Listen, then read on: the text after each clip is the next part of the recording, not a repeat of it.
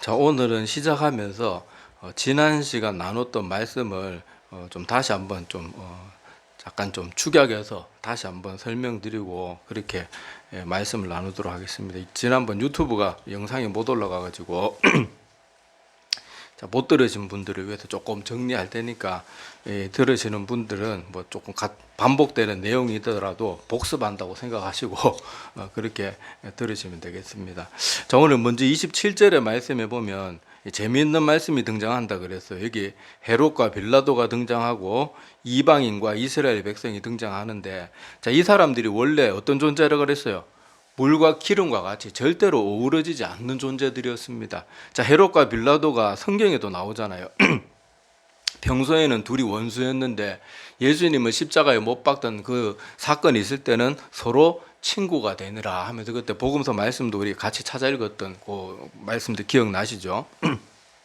자, 그것처럼 헤롯과 빌라도가 그렇게 원수지간일 수밖에 없었던 것은, 헤롯은 그 유대 지역을 다스리던 분봉왕, 그러니까 로마가 그 지역 모든 식민지들의 모든 자기 로마 로마 출신의 관료들을 다 보내서 다스릴 수가 없었기 때문에 헤롯과 같은 그 지역에서 로마의 말을 잘 듣고 어느 정도 권력도 가지고 있는 그런 사람들을 뽑아가지고 그냥 왕으로 그 지역을 통치하는 그냥 로마 제국의 그런 말을 잘 듣는 그런 왕을 세웠는데, 그게 분봉왕이거든요. 그런데 그 헤롯은 분봉왕이었고 빌라도는 유대 지역에 워낙 말썽과 문제가 계속 많이 일어나고 반란이나 뭐 로마 지배에 이렇게 뭐 거부하는 그런 거라든지 또 헤롯의 폭정에 못 이겨가지고 또 반란을, 하여튼 바람 잘 날이 없는 지역이었어요. 그러다가 보니까 원래 분봉왕만 세우면 되는데 빌라도라는 로마 제국에서 보낸 총독까지 있게 됩니다. 그러니까 당연히 헤롯은 빌라도가 항상 눈에 거슬릴 수밖에 없어요. 자기가 뭘 해도 빌라도 눈치를 봐야 되고, 빌라도는 헤롯이 로마의 그런 등에 힘있고 지들 멋대로 그저렇게 다스리고 폭정을 해가니까 빌라도도 저것 때문에 변방까지 와가지고 고집센 이 지역에 와도 고생하니까 당연히 헤롯이 꼴도 보기 싫었을 거예요. 그러니까 서로 하는 일마다 서로 모든 게 부딪힙니다. 뭐 더 자세한 내용은 뭐 시간 관계상 제가 지난번 말씀드렸던 거 한번 생각해 보시고, 하여튼 이런저런 정치적인 문제나 이런저런 문제들로 헤롯과 빌라도는 철저한 원수처럼 지내던 그런 사이였고, 그럴 수밖에 없는 그런 또 관계이기도 했습니다. 자, 그리고 이방인과 이스라엘 백성들은 또 어떤 존재예요? 이스라엘 백성들, 유대인들은요, 이방인들하고 말도 섞지 않고 눈도 마주치지 않고, 심지어 제가 말씀드렸잖아요. 그냥 그 유대 남쪽 지방에서 북쪽에 갈릴리 지방이나 이런 으로 갈 때 그냥 직선으로 가면 되는데 중간에 사마리아 땅이 있으니까 삥 돌아가지고 일주일을 걸어가도 돌아서 가는 거예요. 그만큼 이방인들을 아주 못마땅하게 여기고 상종도 안 하고 인간 취급도 안 했는 그런 사람들이었는데, 정작 예수님을 십자가에서 죽이던 그때는 어땠습니까? 헤롯과 빌라도가 서로 친구가 되고, 또 이스라엘 백성이, 유대인들은 이방인 상종도 안 했는데 안식일 아침부터 가가지고 뭐 했어요? 안식일 전 아침부터 가가지고 새벽부터 가가지고 이방인인 빌라도에게 가서 막, 그 성경에 보면 그 말씀 나오잖아요. 빌라도가 있던 뜰 안에는 또 안 들어갑니다. 왜냐하면 유대인들은 이방인들하고 같이 그 뜰을 밟으면 부정 탄다고 뜰에 들어가지는 않고 그 밖에서 막 고래고래 소리를 지르는 거예요. 뭐 가해사의 충신이 아니니다 막 그러면서 막 그렇게 했지만은 결국 누구의 힘을 빌어가지고 예수님을 죽이기 위해서 빌라도를 찾아간 거잖아요. 예수님을 죽이려고. 빌라도 이방인이었던, 평소에는 그렇게 못마땅하게 여겼던 그 빌라도지만은 그렇게 찾아가서 예수님을 십자가에 못 박으라고 그렇게 뭐 종용을 하고 그랬던 것이죠. 자, 결국 그래서 그들이 그렇게 열심히 애를 쓰고 수고해가지고 예수님을 십자가에 못 박아 죽이는데 성공을 합니다. 자, 그런데 오늘 28절 말씀을 한번 보세요. 자, 28절의 말씀에 보면, 자, 헤롯과 빌라도, 이방인과 이스라엘 백성과 같이 물과 기름과 같은 사이였던 그들이었지만은 그들이 모여가지고 하는 일은 뭐였어요? 예수님을 십자가에 못 박는 건데, 28절에 보면 뭐라고 기록되어 있는가 하면 하나님의 권능과 뜻대로 이루려고 예정하신 그것을 행하려고 이렇게 기록이 되어 있어요.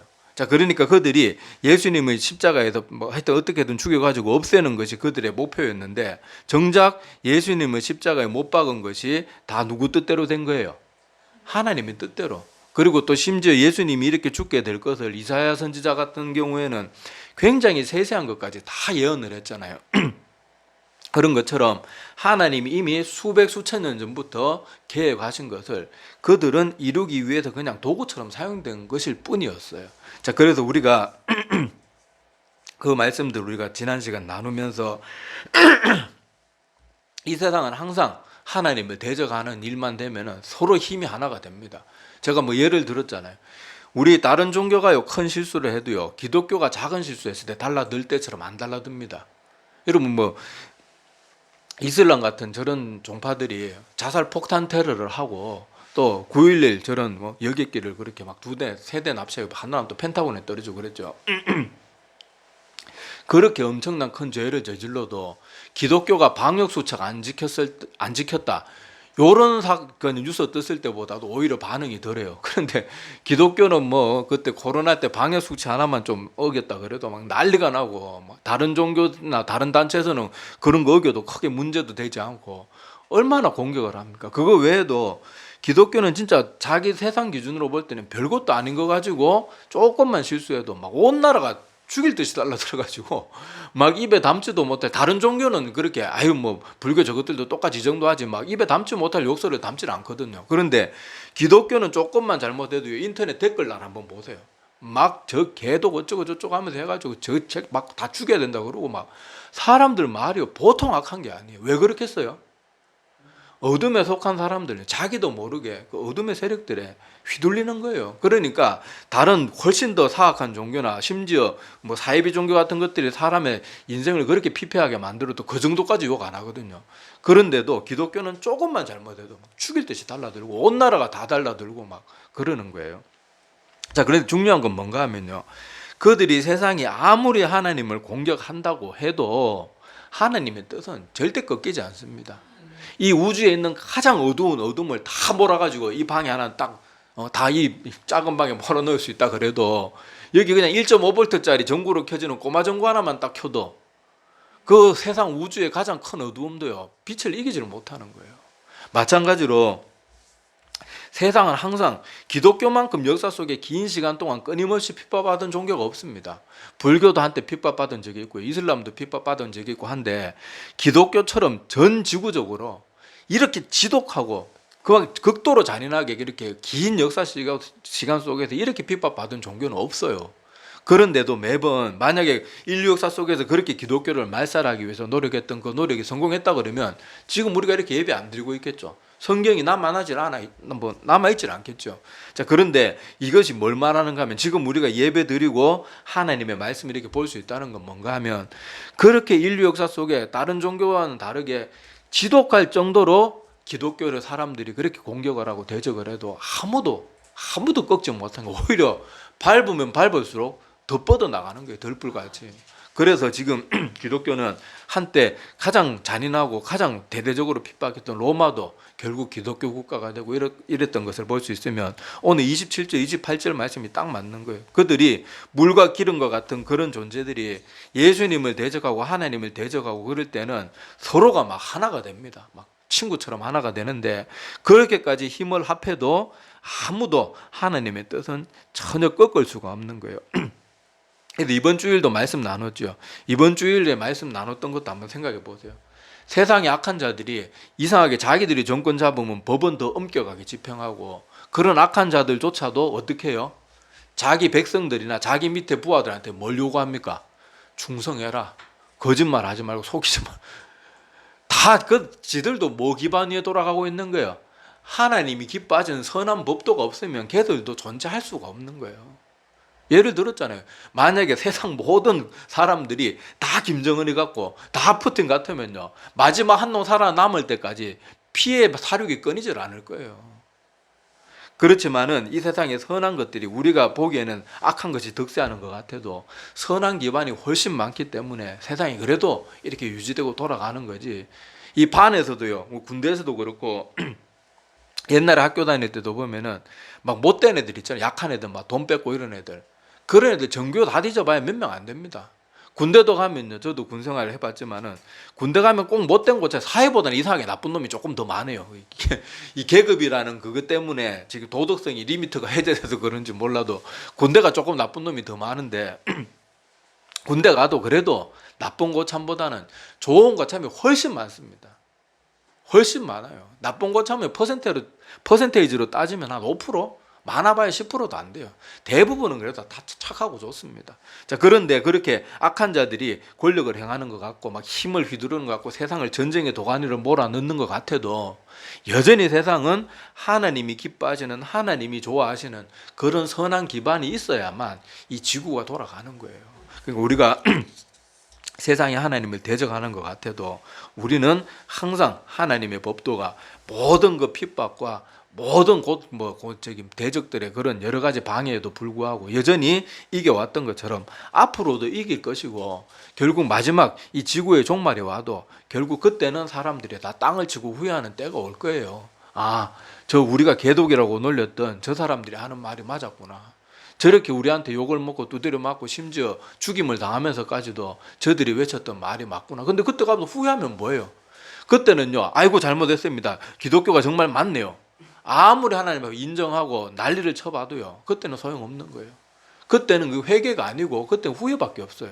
그러니까 우리는 이 땅에 살아가는 동안 하나님이 기회를 주셨을 때 결국은 모든 것이 하나님의 법대로 다 이루어지는 것을 기억하면서 그 주님을 우리가 온전히 믿고 구주로 영접하는 삶을 살아야 됩니다. 자, 그 다음에 이어지는 내용들 보면 이제 그 사도들의 기도의 내용, 간구의 내용이 나오는데, 자, 여기 사도들의 간구의 내용 29절을 한번 보시기 바랍니다. 29절에 보면, 자, 지금 앞에 사건들이 뭐였습니까? 안전뱅이를 아무 돈도 받지 않고 아무 값없이 일으켰는데 그렇게 위협을 하고 겁박을 하고 막 못되게 굴을다가 이렇게 고난 당해가지고 이제 그 고난 가운데서 풀려나서 이제 찬양하면서 기도 드리는 내용이잖아요. 자, 그걸 염두에 두고 자, 29절 말씀을 보면, 자, 주여 이제도 그들의 위협함을 굽어 보시옵고. 자, 이제도라는 도라는 말을 쓰고 있다는 건 무슨 뜻이겠어요? 예수님의 때에 그랬듯이 지금도 저들은 똑같이 우리를 위협하고 겁주고 막 죽이려고 하는 그런 모습이 있습니다. 그렇지만 이제도라는 말을 통해서 우리가 또 뭘 생각해 볼 수가 있는가 하면 예수님께서도 그렇게 고난을 당하고 핍박을 당하고 심지어 죽임까지 당했지만 결국 뭐가 이루어졌어요? 하나님의 영원한 인류 구원 사역이 예수 그리스도의 죽음을 통해서 이루어졌거든요. 그러니까 이제도 그들은 위협하지만은 예수님께서 결국 승리하셨던 것처럼 사도들의 이 가르침, 복음 전파도 결국 어떻게 된다는 거예요? 어떤 믿음이 있는 거예요? 결국은 우리가 이기고 하나님의 복음은 땅끝까지 예언대로 전해질 것을 그렇게 믿음으로 기도하는 그 뜻이 여기 포함되어 있는 거예요. 자, 그래서 이제도 그들의 위협함을 굽어 보시옵고. 자, 주님께서 다 보고 알고 계시니까 이걸 한번 기억해 주십시오. 그러면서 구하는 게 약간 좀 의아합니다. 자, 뭘 구하는가 하면은, 자, 이제 이렇게 그들이 우리를 위협하고 협박하는데 우리 같으면 어떻게 기도하겠어요?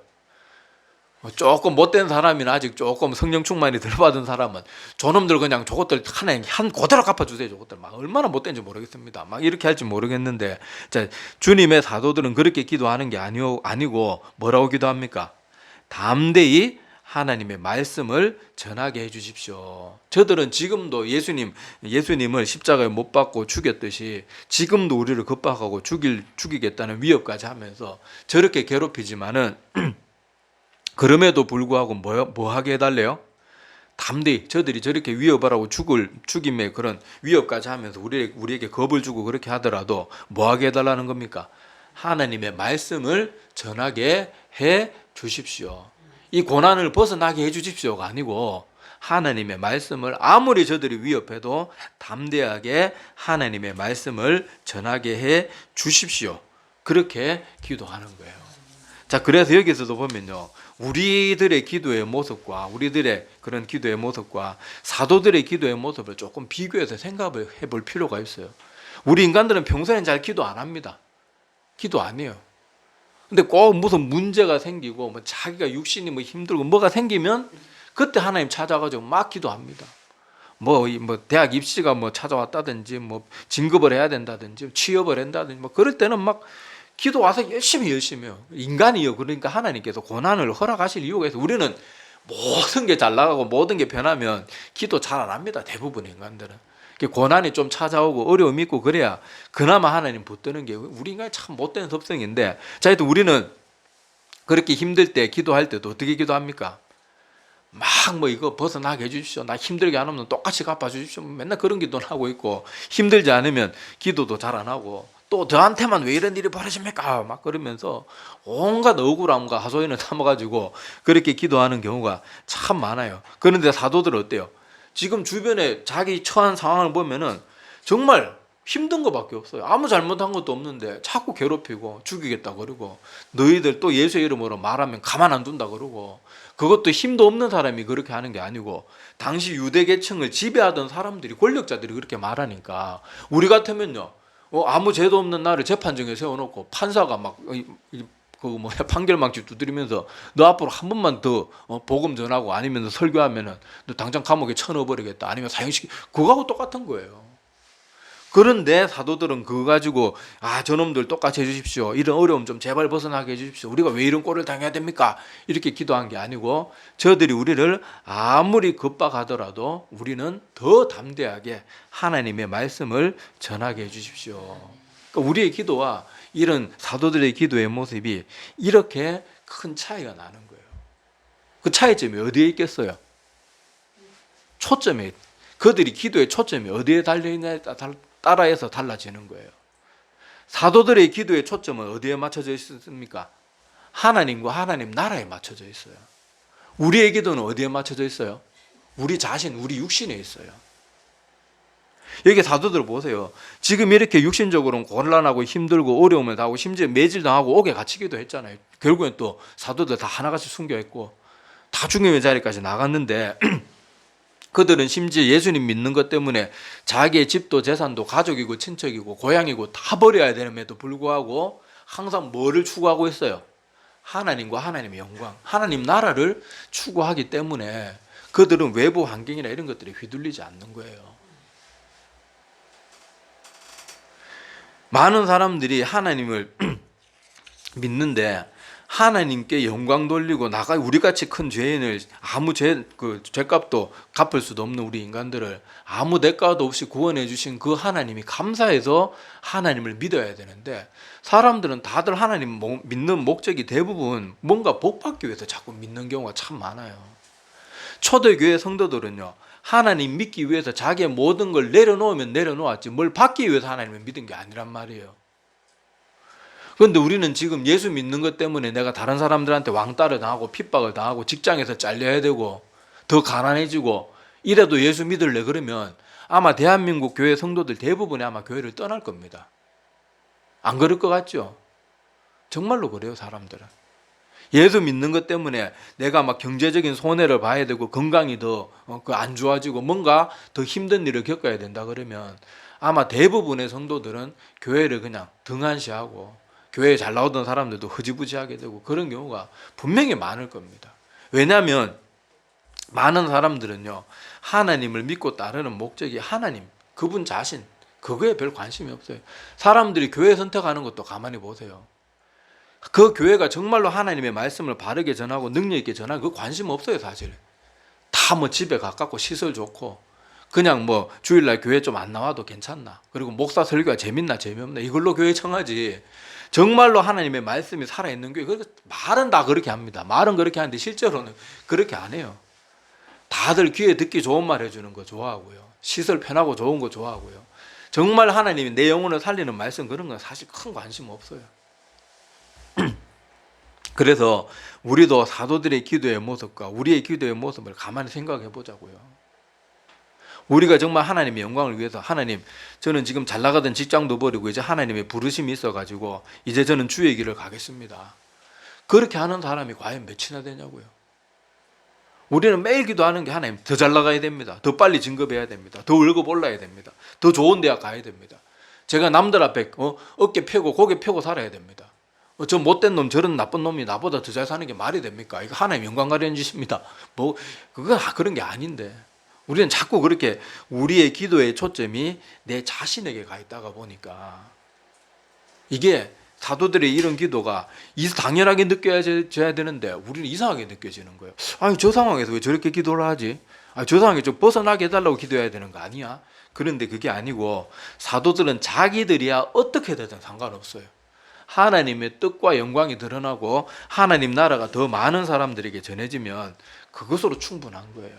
그리고 실제로 그들은 그런 삶을 살았고, 그래서 이 사도들의 모습과 우리들의 모습의 차이는 바로 신앙이나 생활하는 그 모든 초점이 하나님 위주냐, 내 자신 위주냐, 그거에 따라서 이렇게 큰 차이가 난다는 것을 기억을 해야 됩니다. 그래서 우리 기독교 교회 역사 속에서도 하나님을 바르게 믿었던 그런 사람들의 그런 모습들을 가만히 보면요, 항상 하나님의 영광이 우선이에요.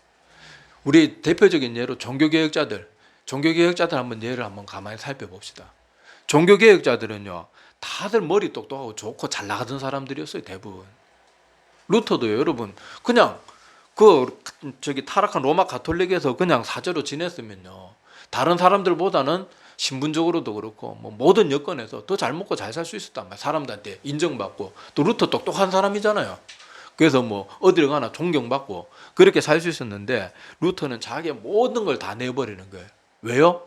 하나님의 말씀을 바르게 전하는데, 하나님의 영광이 바르게 드러나는데 자기의 모든 관심을 거기 두었기 때문에 자기의 모든 것 다 내려놓고 그렇게 종교개혁했던 거예요. 우리 잘 아는 존 칼빈, 종교개혁의 거의 완성자라고 불려지는 존 칼빈과 같은 경우에도 그 기독교 강요라는 훌륭한 책에서 보면요, 그 기독교 강요라는 두꺼운 책의 제일 중심되는 주제 하나가 뭔가 하면요, 오직 하나님께 영광이에요. 사람이 아니고. 그런 것들처럼 우리들도 하나님을 바르게 믿는 사람이라 그러면 우리의 목표는 나 자신의 행복이나 그런 게 아니고 하나님의 영광과 기쁨이 돼야 되는 거예요. 많은 사람들이 천국 가고 싶은 것도 내가 영원히 저 푸른 초장에서 화포나 수금이나 뜯으면서 편하게 영원히 잘 살자, 그게 아니고요. 정말로 성령 충만함 받은 사람이라 그러면 내가 구원받는 것도 내가 구원받아야지 하나님이 기뻐하니까, 그래서 내가 내 구원을 두렵고 떨림으로 이루어 가야 되는 거예요. 내가 영원히, 물론 뭐 그게 잘못됐다는 건 아니지만은 그 더 하나님 성령 충만한 사람들은 구원조차도 내가 잘 되기 위해서 구원받는 게 아니고 하나님이 이걸 기뻐하시니까. 그렇게 하여튼 우리의 모든 주된 목표, 우선순위 이런 것이 항상 하나님께 영광, 하나님 자신이 되는 그런 우리들이 다 되기를 바랍니다. 자, 그리고 그 뒤에 기도의 모습도요, 이런 그들의 모습이 한 번 더 확인을 할 수 있습니다. 자, 30절 한번 보세요.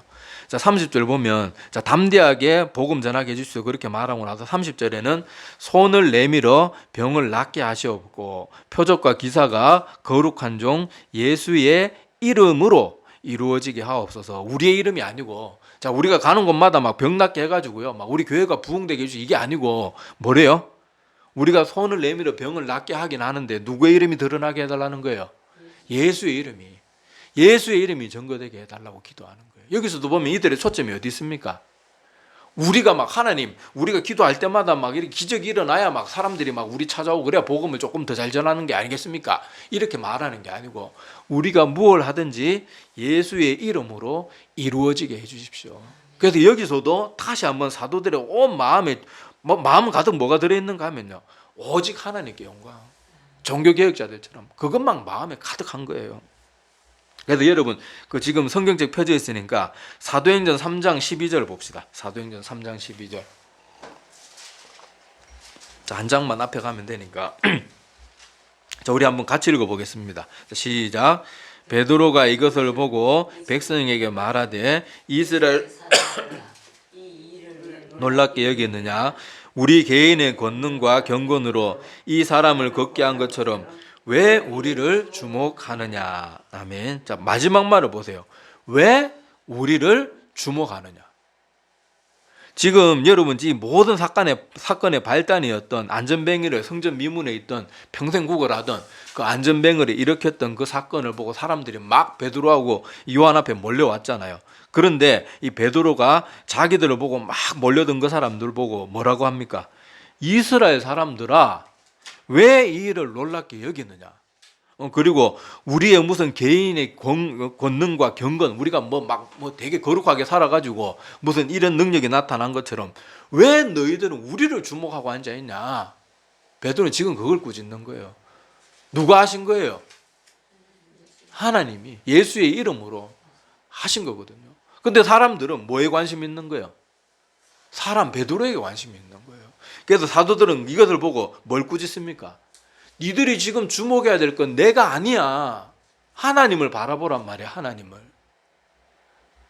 근데 대부분의 우리 목회자들도요, 막 설교 은혜 받았으면 이러면요, 사람들이 막 우쭐우쭐 해가지고요, 막 교만해지고 하나님께 영광 안 돌리고요. 그런 경우가 참 많아요. 참 많아요. 그런 말 들으면 두려워해야 돼요. 두려워해야 돼요. 저는 그래서 목사들 설교하고 나와서 인사하고 안 했으면 좋겠어요. 저는 솔직히 그냥 설교하고 그냥 계속 그냥 강사상에 앉아가지고 성도들 다 떠날 때까지 그냥 기도했으면 좋겠어요. 뭐 와가지고 막 은혜 받으면 아이고 뭐 하면서 뭐 제가 삐딱하게 봐서 그렇겠지만은 하여튼 우리는 항상 하나님의 이름만이, 하나님의 영광만이 드러내는 것에 우리의 마음의 초점이 다 초점이 맞춰져 있어야 되는 거예요. 그래서 오늘 사도들의 기도의 모습을 보면서 우리의 기도가 왜 이렇게 다른가?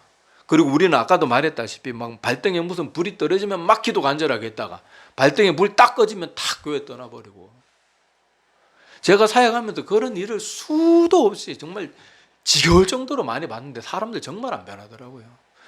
전에도 몇 가지 막 충격적인 예를 들었잖아요. 죽은 사람 살려놓는 그런 기적 같은 응답을 받고도 불과 몇 주도 안 지나서요, 하나님이 나한테 해준 게 뭐가 있냐 그러면 교회 안 나와요. 지어낸 말 같죠. 이건 저 같이 했던 할머니 전도사님이 같이 봤던 정인까지 있는 이야기예요.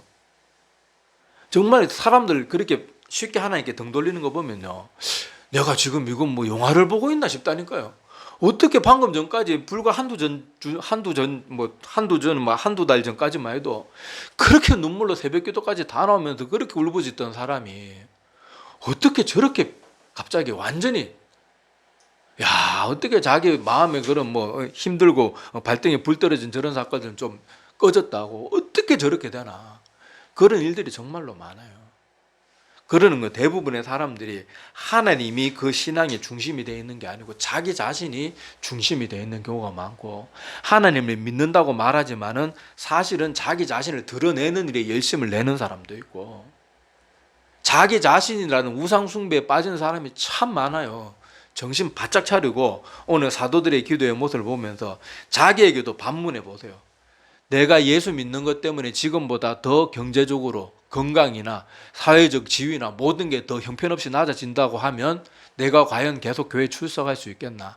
하나님을 계속 믿고 따를 수 있겠나? 생각해 보라니까요. 의외로 못할 사람 많을 겁니다. 그런 사람이라면 난 하나님 바르게 믿는 사람이 아니에요. 그건 자기 자신을 위해서 하나님을 이용하는 사람들이에요. 우리가 오늘 이 말씀들 꼭 기억하고 사도들의 기도의 모습을 다시 한번 마음에 깊이 새기면서 우리도 우리의 마음의 모든 중심이 하나님께로 향하는 우리 모두가 되기를 바랍니다. 기도드리겠습니다.